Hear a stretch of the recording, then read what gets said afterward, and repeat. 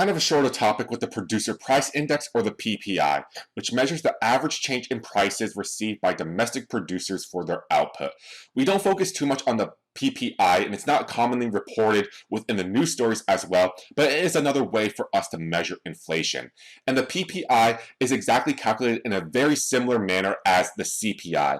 The BLS is going to find data for all the producers, their market basket of goods and services. They're going to calculate a PPI in the current period. They're going to calculate out the PPI in the base period, and when they compare these two PPIs against one another, they can use the same exact inflation rate formula. So take the PPI in the current period divided by the PPI in the original period times 100 minus 100, and we will get some type of inflation rate based on this particular measure.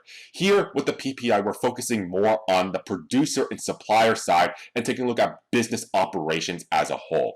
Remember that with the CPI, we focus in on the consumers and what they typically bought on an everyday or monthly basis with their market basket of goods and services. So CPI takes a look at consumers, the PPI takes a look at producers, but they are going to be measured in very, very similar ways. So nothing new needs to be said about the PPI in this instance.